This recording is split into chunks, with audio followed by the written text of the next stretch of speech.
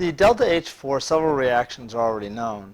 However, it would be impractical to try and determine the enthalpy change for all reactions.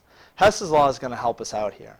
Hess's law states that if a reaction is carried out in a series of steps, the delta H, or enthalpy for the overall reaction, will be equal to the sum of the enthalpy changes for the individual steps. The key to this is the idea that delta H is a state function, that the total enthalpy change depends only on the initial and final states of the reactants and the products. So if we look up here, then if we go directly from methane and oxygen to carbon dioxide and water, our enthalpy value drops. We can go directly there and it would give off 890 kilojoules of energy. However, we could also do this in two steps. We could go to carbon monoxide and water and half a mole of O2, which would give off 607 kilojoules of energy, and then do the final step to the carbon dioxide and water, which would give off 283 kilojoules of energy. And if you combine the two, you see that we end up with a net loss, or a net energy given off, of 890 kilojoules, which is the same as if we had gone directly from the methane and oxygen to carbon dioxide and water. Here's a sample problem that involves three reactions where we know the enthalpy change for them.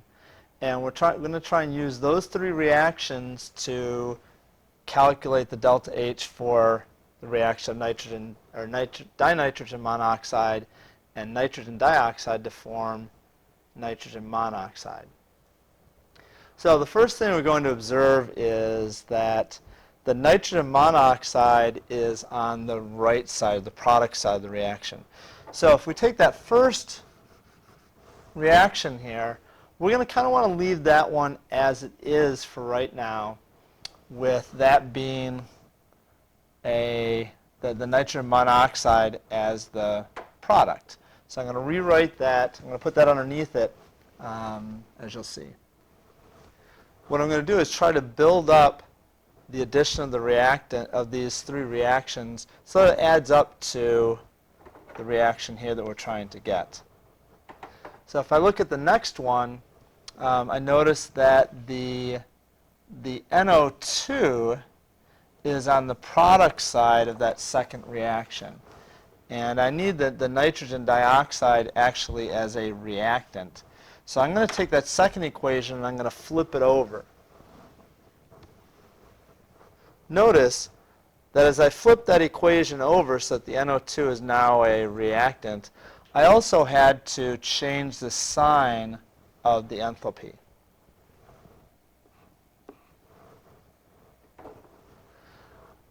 The third equation, third reaction I had to work with, it looks like the N2O is on the reactant side, which is where I want it. So I'm going to leave that one just the way it is. Now I want to take care of the balancing to make sure I end up with the equation here. So it looks like this one's actually a little trickier than we'd want for a first practice problem. However, I think we can handle it. Looks like we want to take the equation here, this reaction, and so the second and third reaction, it looks like we're going to want to take both of those and multiply them by 1/2. All right, and if we multiply the reactions by 1/2, we're also going to have to multiply the delta H values by 1/2. So I'm going to go ahead and rewrite those that way so we can see how they add together. So as you can see here, I've taken the bottom two reactions and I've divided all of them by 2. Keep in mind that I'm also going to have to divide the delta H values by 2 since I now have half as much reacting. If I go to add these together, I have one oxygen on the left, and the two half oxygens are going to cancel out there. I have an N2 on the left and an N2 on the right, so those are going to cancel out. So I get left with N2O gas plus NO2 gas going to 1, 2, 3 NO gas.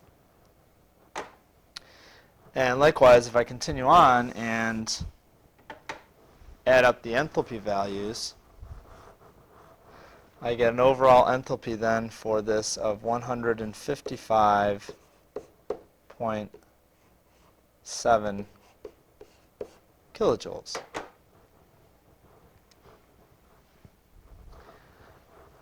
So again, by taking the three equations that we started with and flipping them or multiplying together, we can add them together to come up with the equation for the reaction that we were trying to find the delta H for.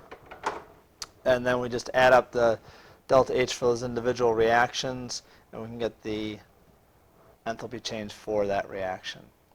All right. So these should be hopefully clear and just involve a little bit of practice.